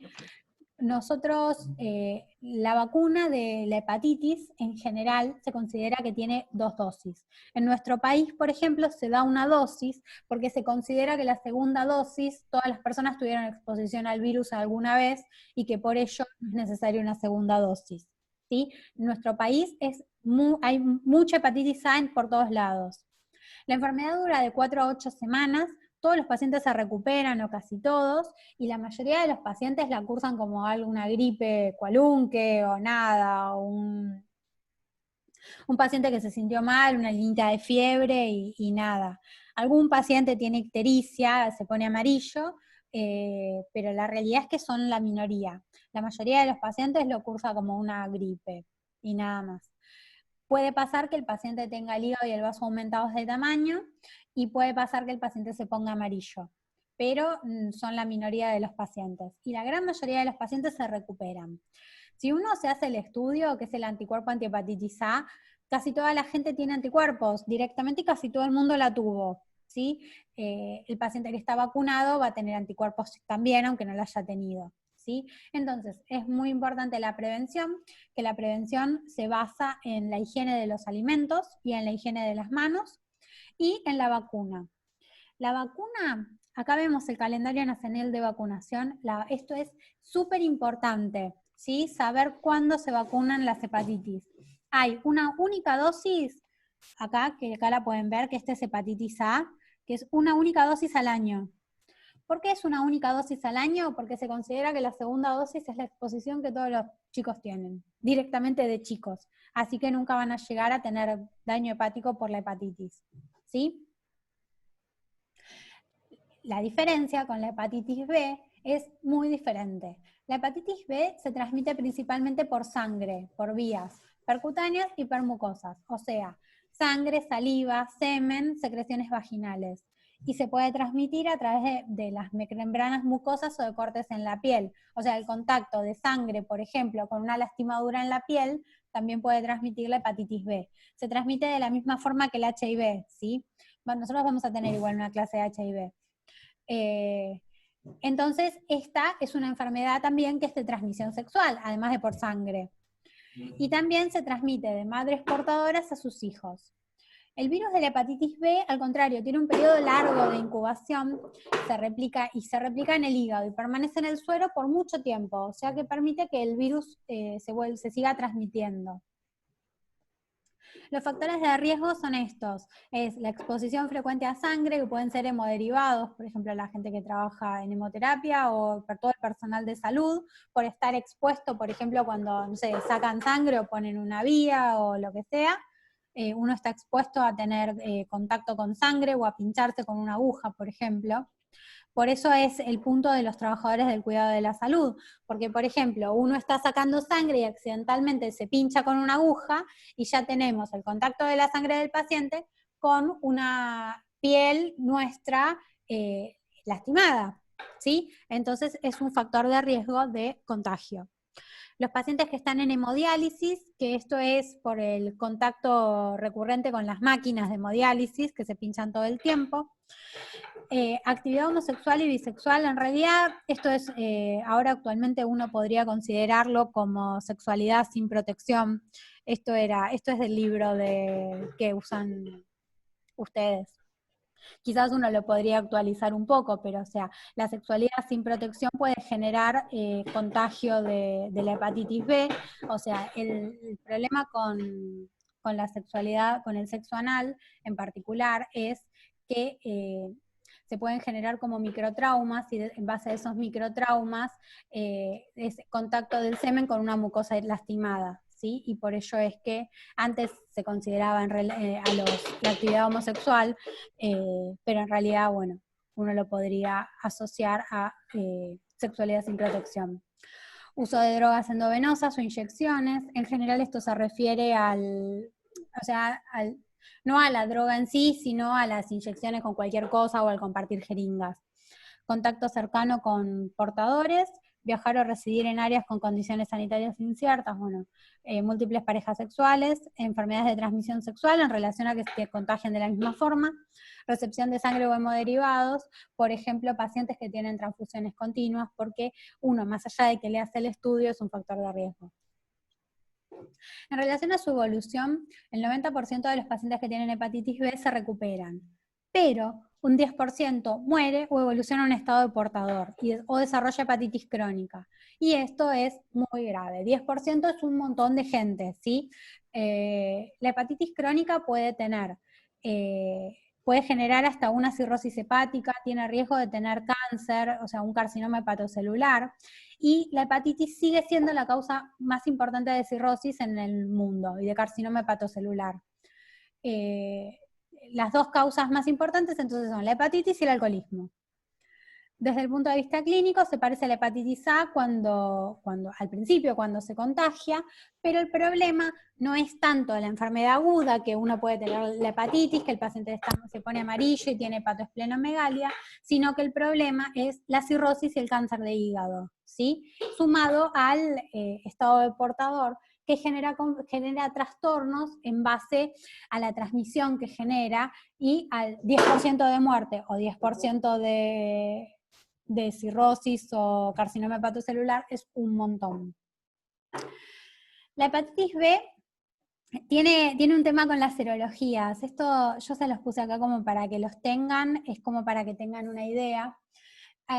Nosotros tenemos en nuestra sangre, cuando un paciente tiene hepatitis B, puede tener dos cosas, antígeno o anticuerpos. El antígeno es tener pedazo de virus, ¿sí? O sea, para tener un antígeno yo tengo que tener un pedazo de virus, y para tener un pedazo de virus tengo que tener al virus circulando por mi sangre, ¿sí?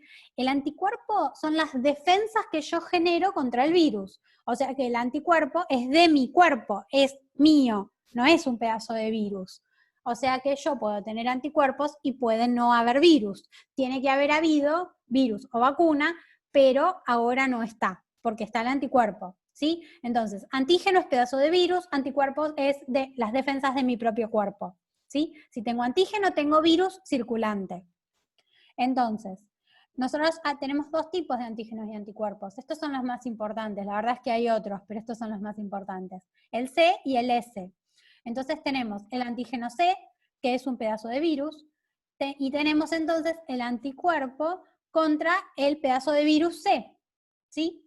Entonces tenemos el anticuerpo anti-C. Y después tenemos el antígeno S, ¿sí? Que son todos pedacitos del virus de diferentes lugares, y tenemos entonces el anticuerpo anti-S, ¿sí? Entonces, Si tenemos un paciente que está vacunado, va a tener pedazos de virus negativos. El paciente nunca tuvo una infección, ¿sí? Solamente está vacunado. Y el único que va a ser positivo es el anticuerpo anti-S, que es el que genera la vacuna. El anti-C no existe, ¿sí? Porque el paciente estaba vacunado, o sea que solamente generó este. Y los antígenos son negativos porque no tiene pedazos de virus, porque está vacunado, ¿sí? Si el paciente está curado, va a tener los dos anticuerpos, porque como tuvo un virus circulante, generó todos los anticuerpos contra el virus que estaba. Pero como el paciente se curó, los pedazos de virus no están más, o sea que los antígenos son negativos. Y si el paciente tiene una infección activa, tiene los antígenos positivos, ¿sí? Eso es bastante importante entenderlo. Es más importante entenderlo después, si tienen dudas, en cada momento que tengan dudas se irán a fijar. Pero es muy importante entender, antígeno es pedazo de virus, anticuerpo son mis defensas contra el virus. Vacunado, que esto es importante porque incluso a ustedes deberían hacérselos, es cada vez que uno se vacuna, uno después se tiene que hacer el estudio para ver si la vacuna prendió. Y el estudio para ver si la vacuna prendió es es el anti-HBs. ¿Por qué? Porque con este estudio yo veo si el paciente está correctamente vacunado y tiene defensas contra la hepatitis B. A todos ustedes le deben haber puesto las vacunas contra la hepatitis B cuando entraron a la carrera de enfermería. Entonces, es una enfermedad viral, acá está la forma de transmisión, esto es de ministerio, ¿sí? Y todo el mundo se tiene que vacunar. Acá está el calendario de vacunas, yo les puse acá, miren. Acá está el calendario de vacunas. Entonces, tiene una primera dosis a partir de los 11 años. Esto es un esquema para el paciente que no se vacunó. Se pone, acá tenemos la hepatitis B. Se pone la dosis neonatal a todos los bebés, a todo el mundo. Y después se tiene que completar el esquema o iniciar el esquema a partir de los 11 años a todo el mundo. Cuando se inicia el esquema, la primera dosis es desde los 11 años en adelante, la segunda dosis es al mes y la tercera dosis es a los 6 meses. Entonces, la dosis neonatal para todo el mundo y después todos los adultos inician o completan el esquema. Se usa personal de salud especialmente, embarazadas especialmente, puerperio especialmente, pero la realidad es que ya se generalizó a todos los adultos a partir de los 11 años.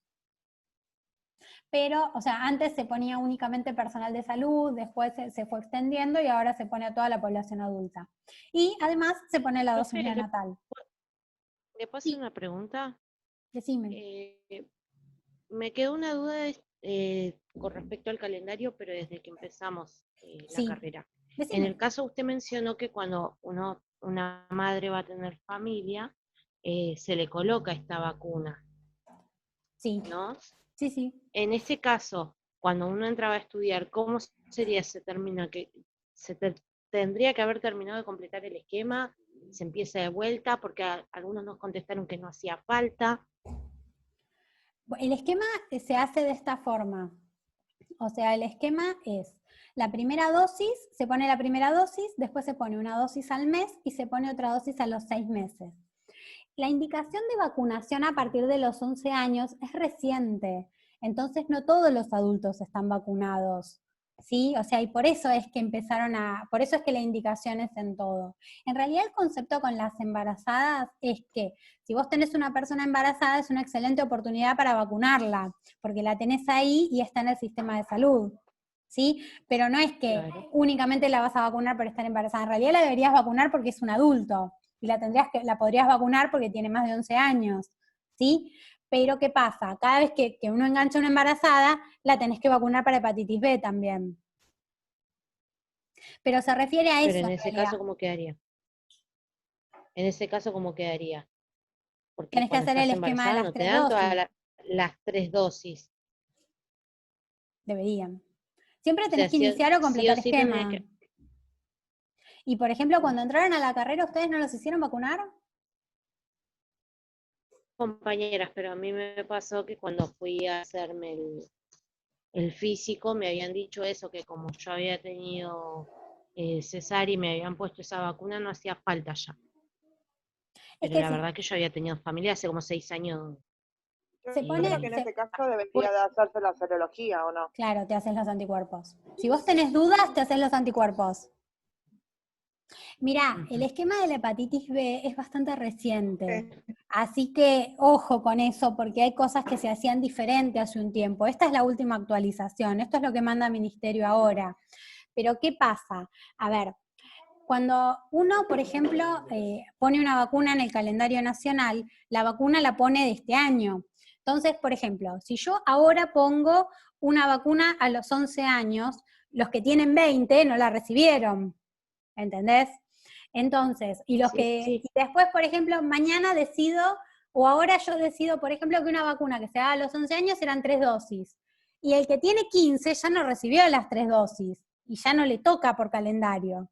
Entonces ahí es que ampliaron el calendario a hacer el esquema de las 3 dosis. Esto es bastante nuevo. Profe, perdón que me interrumpa. Sí, decime. ¿Puedo hacer una consulta? Sí, consulta todo lo que quieras.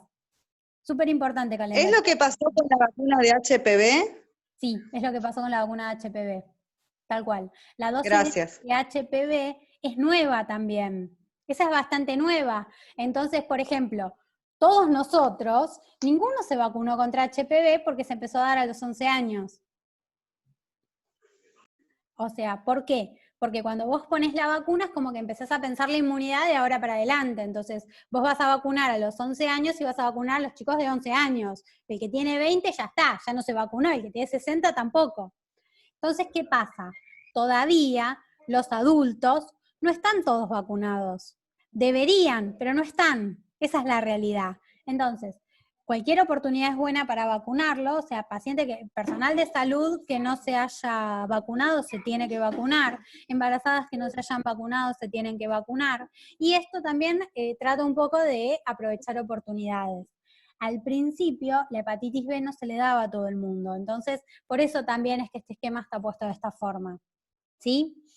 O sea, aparte, me decís, bueno, hace 6 años, y quizás hace 6 años, la verdad es que no sé exactamente la fecha en que se incorporaron las vacunas y las 3 dosis, pero quizás hace 6 años te dan una. De hecho, cuando yo empecé en el hospital hace como 10 años, me dieron una sola también. Así que nada, antes era así. Después, uno lo que hace es hacerse los anticuerpos. Si uno tiene dudas, o sea, si alguno de ustedes incluso tiene dudas sobre si está vacunado, si la vacuna prendió o no prendió, que era la historia que pasaba con una dosis, como que con 3 ya fue, o sea, no se hace más la serología, pero con una dosis lo que se hacía era que, bueno, te hacía saber si había prendido, si no. Si alguno tiene dudas, se hace la serología y ya está, y ahí se sabe si está vacunado o no. ¿Sí? ¿Clarísimo calendario de vacunas? Sí. Es re importante, el calendario de vacunas también es súper importante. ¿Sí? A ver, bueno, genial. Y hepatitis C. La hepatitis C también es una hepatitis muy parecida a la hepatitis B. O sea, es un virus que es prevalente en adultos y que también tiene riesgo de cirrosis y carcinoma hepatocelular. Las formas de transmisión son las mismas, ¿sí? Y tiene, bueno, incubación variable y genera también un estado de portador crónico que se contagia. Tiene tratamiento hoy en día, ahora hace no demasiado tiempo, hace un par de años, aparecieron medicación antiviral contra la hepatitis C, que se llama ribavirina, que esto puede hacer que desaparezca el estado de portador. Entonces al paciente se le hace la cantidad de virus que tiene en la sangre y ahora tiene tratamiento. Pero ¿qué pasa? Hay muchos pacientes... ¡Ay! Alguien está escribiendo. Bueno, hay muchos pacientes que generan por culpa de la hepatitis C también un estado crónico de portador con una hepatitis crónica, con cirrosis, que puede terminar en una cirrosis con disfunción hepática y muerte, y pueden terminar hasta en trasplante hepático. No hay vacuna contra la hepatitis C, no hay ninguna vacuna. Por suerte ahora hay tratamiento, pero vacuna no hay. Y el estado de portador es una cosa que ocurre, el riesgo de cirrosis existe, es alto, y esta enfermedad también es una enfermedad de transmisión sexual. Aparte, otra cosa que es importante saber es que últimamente, en los últimos años, empezaron a aumentar las enfermedades de transmisión sexual en la Argentina. Así que va a haber bastante frecuencia de esto. Bueno, ¿cómo estamos? ¿Tienen dudas? ¿Entendieron todo? Estos son los temas más importantes. Estos son los temas que de todo lo que yo les mandé del módulo que son como más importantes como para que vayamos revisando. La idea es que revisemos ahora si tienen dudas o cómo están con todo esto. Profe, consulta, ¿va a pasar el Power ese? Sí, te lo paso. Ahora lo mando. Dale, le agradezco. Sí, no hay problema. Igual la clase se la subo a YouTube. Les queda subida la clase por si alguno no la quiere volver a ver o por si, no sé, si alguno la quiere volver a ver o alguno no la pudo ver, queda subida a YouTube. ¿Dudas sobre este módulo? Miren que este módulo lo cerramos acá, ¿eh?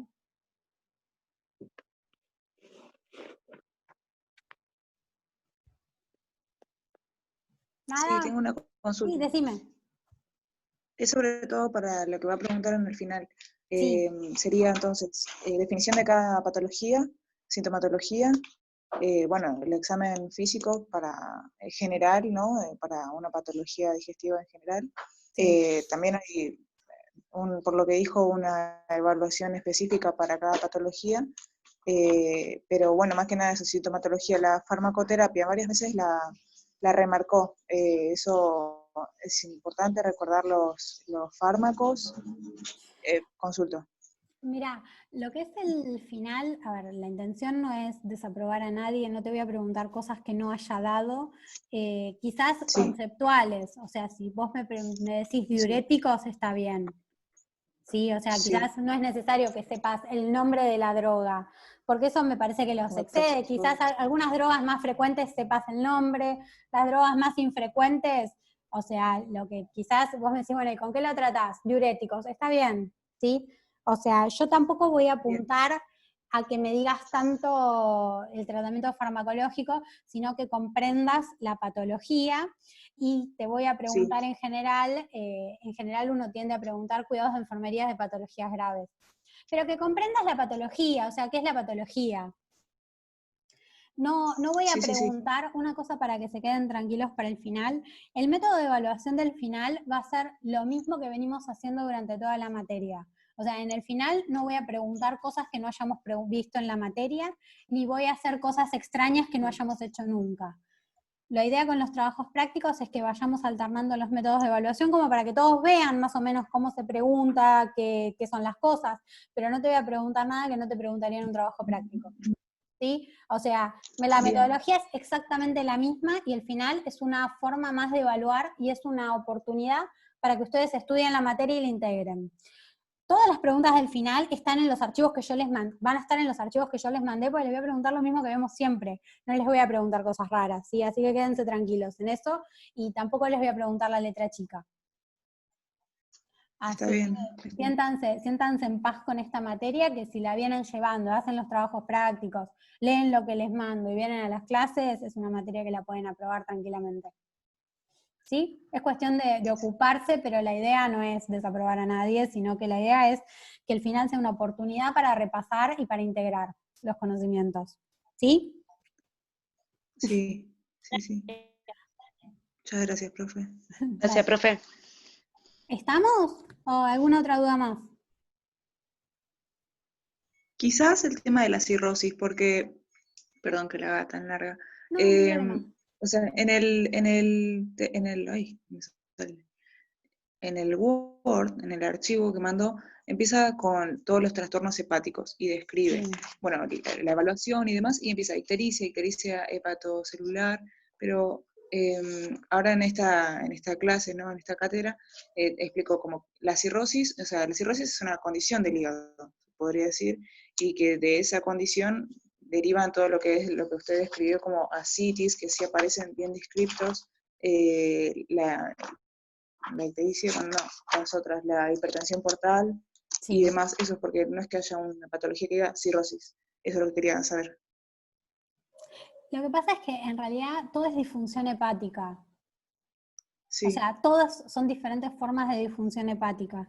En el libro que usamos nosotros diferencia las ictericias, quizás no es, o sea, lo más importante para esta materia y un poco lo que yo traté es de que entiendan todo como un combo, toda la enfermedad como un combo. O sea, esto que vimos ahora, el hígado se daña y da cirrosis, esta cirrosis ¿qué hace? Me genera hipertensión portal, entonces la hipertensión portal me genera varices esofágicas y me genera citis. Esta disfunción hepática, ¿por qué puede ocurrir? Puede ocurrir por alcohol o puede ocurrir por hepatitis, ¿entendés? Estás como integrando un poco las cosas.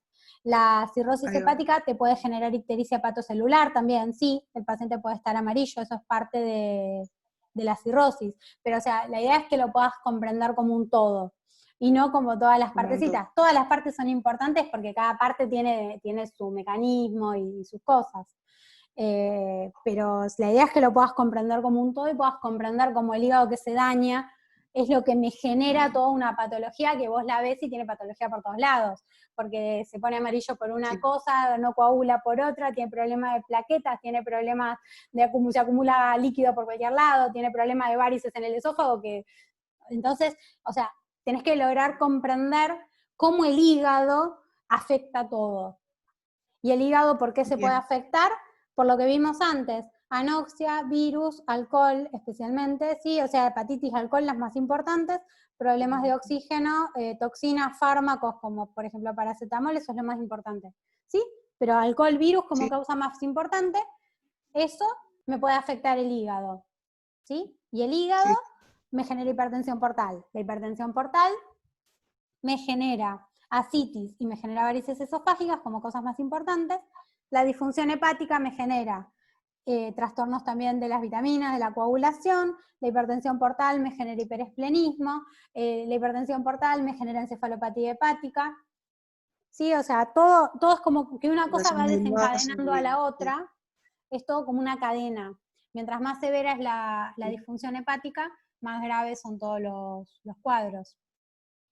Todo esto que vimos nosotros es disfunción hepática crónica, sí, no vimos insuficiencia hepática aguda, pero todo esto es crónico.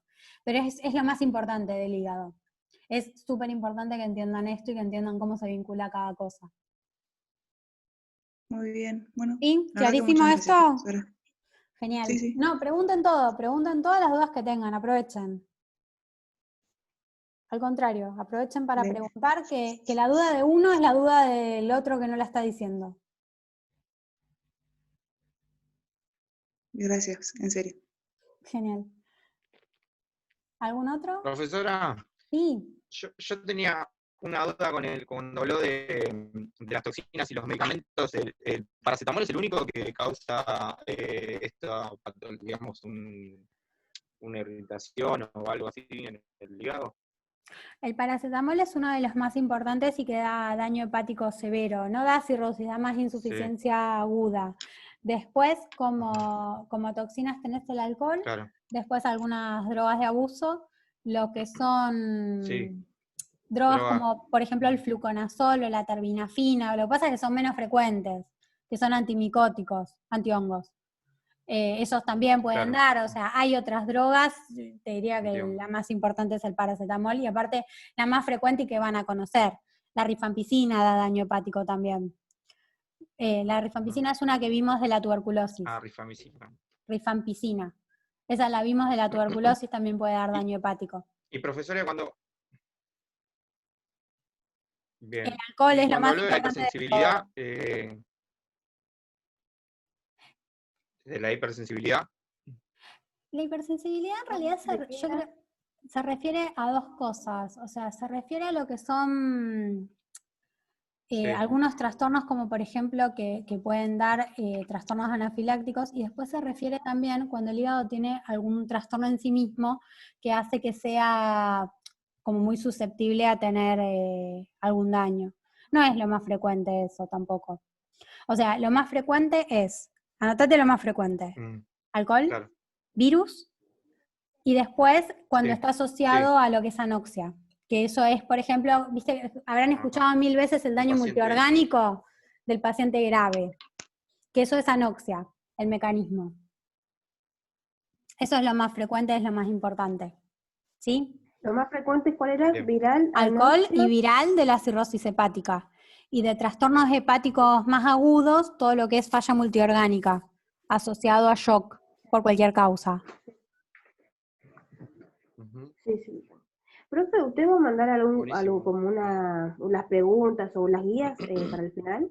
Porque si nos ponemos, en realidad yo desde mi punto de vista, si tengo que estudiar específicamente cada cosa, creo que capaz que estudio cualquier cosa y no llego a tomar eso. No, no te voy a Por mandar. ser un final no se puede. No, el final es el final es de toda la materia, tenés que estudiar toda la materia, porque se basa en eso. No, lo que sí, a ver, como guías de cada módulo tenés los trabajos prácticos que venimos haciendo, ¿sí? Pero no, o sea, no te voy a tomar la pregunta del trabajo práctico. Vamos a hablar en general y el final es oral, así que vamos a charlar en general de los temas, ¿sí? ¿Tenés que conocer los temas? Sí. ¿Tenés que estudiar? Sí. La idea es que integres todos los contenidos. Esta materia es una materia anual, es una materia larga, es una materia importante, que eso también es un punto. Estudien. Claro. Sí, O sí, en sea, realidad desde mi punto de vista es que yo lo noto como muy extenso por ese tema. Sí, está muy buena la materia, no decimos, al menos yo no digo que no, obviamente, pero al ser tan extensa, tan larga, que a veces yo no termino de leer todo, que ya tengo otra cosa, y bueno, desde mi punto de vista, ¿no? Obviamente. No sé si le pasará a alguien más, pero sí, seguramente a todos. Yo trato de resumir y de acortar. Ahora hay toda una serie de contenidos mínimos que se los tengo que dar. claro. Yo trato de remarcar lo que es más importante en las clases, con toda esta cuestión de la virtualidad. La otra cosa que hago también por ustedes es, en vez de mandarlos a leer del libro, les armo un apunte para que tengan. Que eso también a mí me demanda esfuerzo, pero no importa, o sea, ustedes tienen un apunte para leer. O sea, el libro es mucho más largo que los apuntes son más cortos realmente. Y yo trato de cortar mucho porque no los puedo mandar a leer todo el libro, así que nada, hacemos los apuntes como para que sea un poco más corto.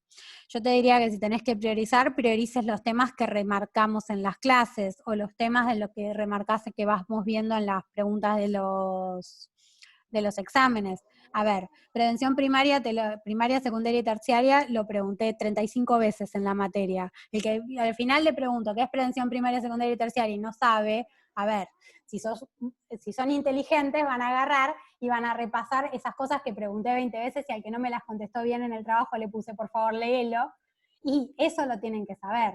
Hay conceptos que los vimos 20 veces en toda la materia y los tienen que saber, ¿sí? O sea, por ejemplo, si yo te pregunto, no sé, bueno, te digo, bueno, no sé, elegí un tema. Entonces digo, háblame de un tema, bueno, fantástico, y no sabes ninguno. O pregunto, bueno, insuficiencia cardíaca.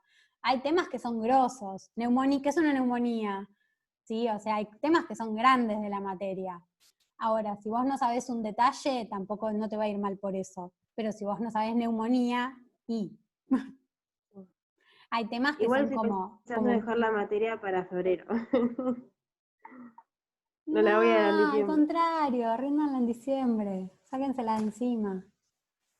Tengo No, 3 que si me va todo bien la voy a dejar para febrero. bueno, nada, eso manéjenlo ustedes, yo no me voy a meter, pero a ver, hay que estudiar, sí, hay que estudiar. Les voy a tomar justamente, sí, totalmente, les voy a tomar lo que vimos en las clases, sí, y los que vimos en los trabajos prácticos, sí. En los trabajos remarcamos lo más importante, sí. Les pregunté EPOC 2 veces, o sea, EPOC, sépanlo. ¿Qué es el EPOC? O sea, no puede ser lo que sí no puede ser es que no puedan decir ni una palabra de un tema grande.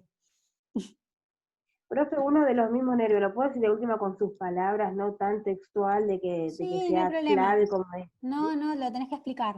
No tenés que aprender de Yo memoria el otro nada. día di un, yo el otro No, día di un final y casi me quedo sin dedo, me hice bolsa los dedos.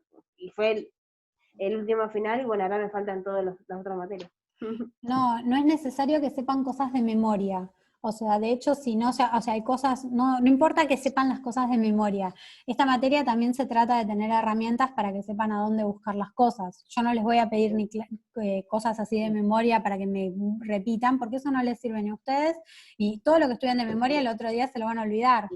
Así que nada, no les voy a pedir cosas de memoria ni score de memoria. Sí, hay cosas que son importantes y tienen que saber. O sea, uno dice, bueno, no sé, háblame de neumonía, no me dicen una palabra, no puede ser. Tampoco que no sepan lo que es una neumonía. porque no se pueden recibir sin saber lo que es una neumonía. Pero hablamos de cosas importantes, de vuelta. O sea, no es ni la letra chica del libro, de hecho la letra chica del libro ya se la saqué yo de los apuntes. Así que nada, básense en los apuntes, fíjense qué repasamos importante en las clases, fíjense qué preguntas fuimos haciendo, qué preguntas fuimos viendo, y con eso se guían.